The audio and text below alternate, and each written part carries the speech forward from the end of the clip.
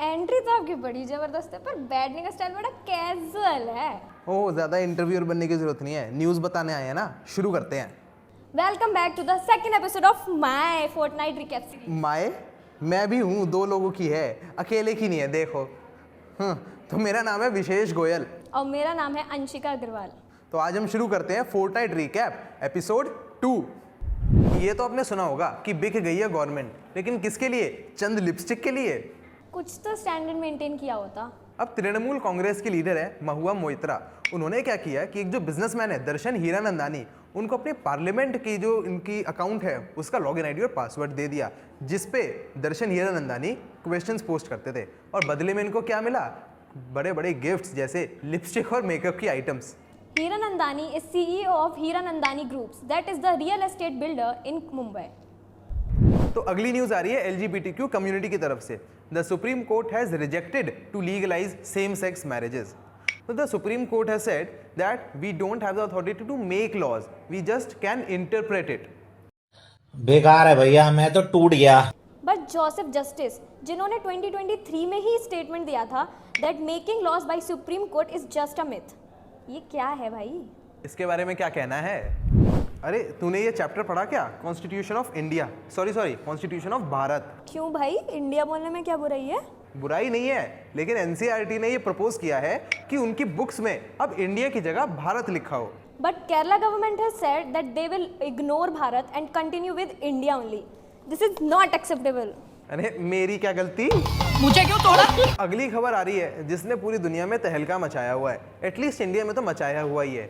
खबर आ रही है कतर से। वहाँ पे 8 इंडियन एक्स नेवी ऑफिशियल्स को डेथ पेनल्टी दे दी गई है। उन पे इल्ज़ाम है कि स्पाई उन्होंने किया है। They have been arrested since August 2022 और उनकी फैमिलीज को भी कोई इन्फॉर्मेशन नहीं दी गई है। अब ये जो हमारे एक्स नेवी ऑफिशियल्स हैं, ये वहाँ पे कंपनी में काम कर रहे थे जो डिफेंस से ही रिलेटेड है। And India's Ministry of External Affairs have said that they are awaiting the detailed judgment and exploring all legal options. इसके बारे में आप क्या सोचते हो कि क्या ये सही हुआ है या नहीं हुआ है, और हमारा रिस्पॉन्स इस पे कैसा है? नीचे कमेंट्स में ज़रूर बताना। यार इस बार ना दशहरा में रामलीला मिस हो गई। रामलीला देख ही नहीं पाया मैं। जलती हुई लंका देखने का तो मज़ा ही आता है, मिस हो गया। अरे जलती हुई लंका देखनी है? आ जाओ, दिखा दूंगी, वो भी visa free. Sri Lanka has given visa free entries to India and other 6 countries, वो भी सिर्फ 31 मार्च तक। लिमिटेड टाइम ऑफर है दोस्तों, जल्दी रिकवर कर लो। यार बजट ही नहीं बैठ रहा है। क्या बजट भाई, अब आ गया है वीज़ा फ्री श्रीलंका टूर, लेकिन सिर्फ 31 मार्च तक। अच्छा, तो अपनी बुक टिकट्स कराइए इसी वक्त। तो अभी तक आपने सुना होगा नया आईफोन टाइटेनियम वाला, लेकिन अब आप कुछ टाइम में सुनोगे आईफोन जो बना है देश के लोहे से। इट्स टाइम टू से टाटा टू विस्ट्रॉन कॉर्पोरेशन। एक ये विस्ट्रॉन कॉर्पोरेशन क्या है? गूगल पे सर्च कर लो ना। नमस्कार दोस्तों, मैं हूं विशेष, आप देख रहे हैं टेक विशेष। तो चलिए शुरू करते हैं।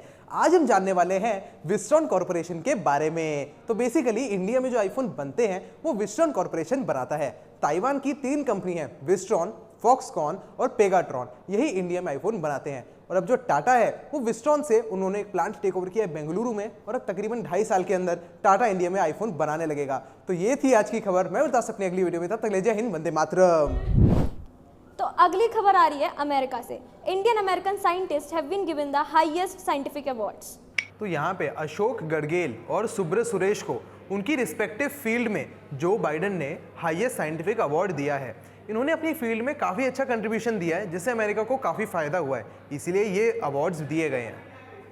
विराट कोहली की सेंचुरी के बारे में तो सबको अपडेट रहता है, लेकिन क्या आपको इंडिया की ये 2 सेंचुरीज के बारे में पता है? इंडिया ने recently back to back 2 centuries मारी हैं, वो भी मेडल्स की।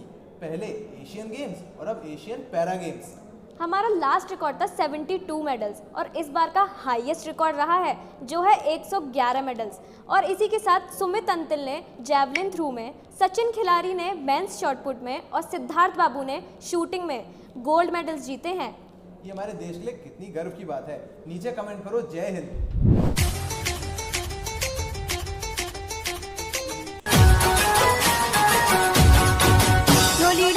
अरे अरे अरे, इतने आराम से कर भाई। तूने वो न्यूज़ नहीं सुनी क्या? कौन सी? बताती हूँ। गुजरात में गरबा करते हुए 10 लोगों की हार्ट अटैक से मौत हो गई। और इसका एक रीजन क्योंकि उनमें से ज्यादातर लोगों को कोरोनरी आर्टरी डिजीज था। पर एक रीज़न ये भी है कि हम लोग अपनी डेली लाइफ में कोई फिजिकल एक्टिविटीज़ करते ही नहीं हैं और फिर एक दिन इतनी एक्टिविटी करते हैं कि ह्यूमन बॉडी हैंडल ही नहीं कर पाती। और इसमें एक चीज, कोरोना के जो पोस्ट कॉम्प्लिकेशंस हैं उसको भी दोष दिया जा रहा है। तो अब ये तो बाद में पता चलेगा कि एग्जैक्टली क्या मामला था। पहले आते हैं गिरे हुए लोग, फिर आते हैं और गिरे हुए लोग, फिर आता है टेक महिंद्रा का प्रॉफिट जो अप्रॉक्स 61% गिर चुका है। देखो भाई, जो रेवेन्यू है वो तकरीबन कांस्टेंट है, लेकिन प्रॉफिट 61% के आसपास नीचे गिर गया है। हे भगवान, पहले 1150 का शेयर था, अब 1100 का हो गया। 50 रुपए का लॉस हो गया मेरे को तो। ले भाई 50 रख ले, रो मत।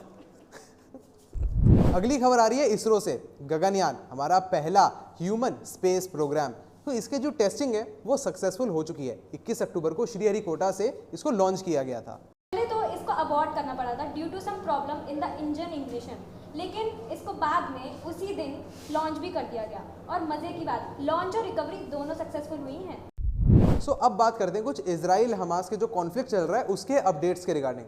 सो हमारा ऑपरेशन अजय चल रहा है, जिसमें हम इजराइल से इंडियंस को एयरलिफ्ट करके ला रहे हैं। अभी तक 6 फ्लाइट्स आ चुकी हैं और तकरीबन 1200 लोगों को इंडिया लाया जा चुका है और अभी भी 18,000 लोग इजराइल में हैं।